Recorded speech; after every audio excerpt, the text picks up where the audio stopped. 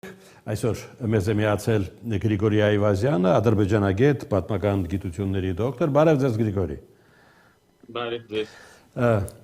Մի քիչ արագ պետք է աշխատենք, մեր ժամանակը այսօր մի քիչ սուղ է։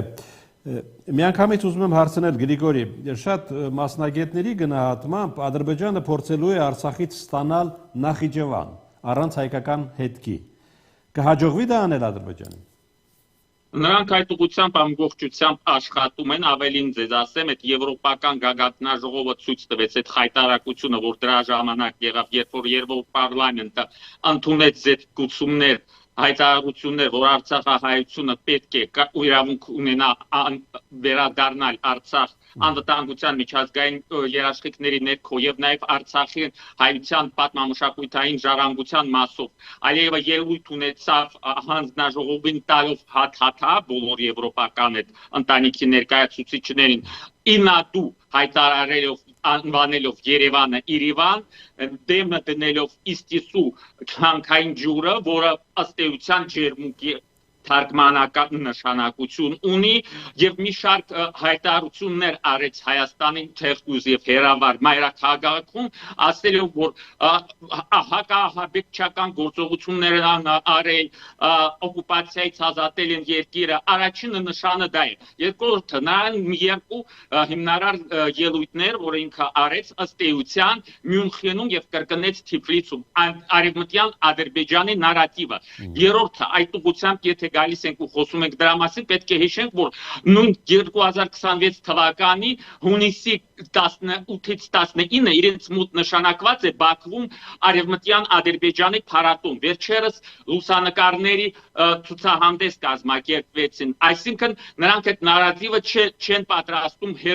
հերանալ այդ նարատիվից ավելին պետք է ֆիքսենք որ այդ նույն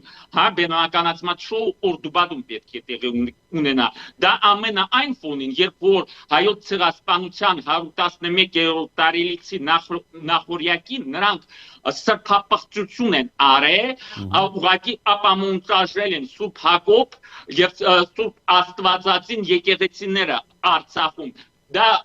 ուղղակի օրեն ցույց է տալիս Ադրբեջանի մտադրությունը ոչ միայն Արցախից սարքել Նախիջևան որտեղ որ կջնջվի հայկական հետքը այսօր ուղղակի տեղեկատվություն նաև ասավ որ նրանք ոչնչացրել են հայկական գերեզմանատունը Արցախում արցախյան հերոսների հիշատակն են ջնջում եւ այլն նրանք պատրաստում են նույնը անել նաեւ Հայաստանում եթե նրանց հաջողվի նույնը անել նաեւ Էջմիածնում հայտարարելով որ դա իրենց հողն է միջև հիմա էլ հայտարարում են եւ կասեն որ կպայթեցնեն արդյոք դա ցույց է տալիս նրանց խաղաղության օրակարգին նվիրված լինելով երբ որ Թուրքիայի նախագահան ուղղակիորեն եւ Թուրքիան եւ Ադրբեջանը տանդերում են գործում հայտարարություն արեց Երևանում ասել հայտարարություն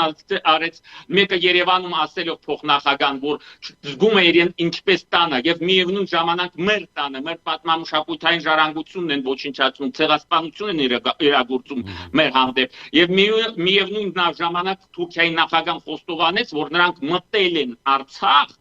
եւ հիմա նույն ձևով կմտնեն Իսրայել Ինչի մասին է խոսում դա, որ նրանք մեզ այդ արևտրին են պատրաստում, թե նոր ցեղասպանության, իրենց համար կազուս բեյլին այդքան էլ կարևոր չի, այսինքն իրենց համար ցանկացած մի մանրուք կարող է պատճառաբանություն լինել։ Ուղարկել են այստեղ ասենք թե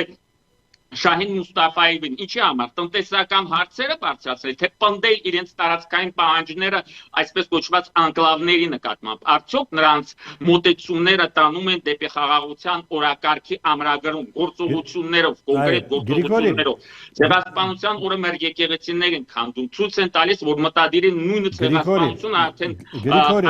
Հայաստանի Հանրապետության տարածքը եւ չեն իրենց ծրագրերի մասին այսպես որ մենք Պարագայում պետք է զգոն լինենք եւ ադրբեջանական մտադրությունների չխաբվենք։ Ում վրա պետք է հույս մեր վրա։ Ֆրանսիան ինչ է արել ժամանակին 20 թվականին Կիլիկիա հայությանը հույս է դրել վերադարձի 170,000 կիլիկիա հայ վերադարձել են Կիլիկիա եւ դրանից հետո կնքել է Կեմալական Թուրքիայի հետ Անկարայի պայմանագիրը, որովհետեւ հանձնել է այդ հողերը եւ հետո որոշ մարդիկ կարողացան Ֆրանսիայում ապարտել, որոշ կոտորվեցին նաեւ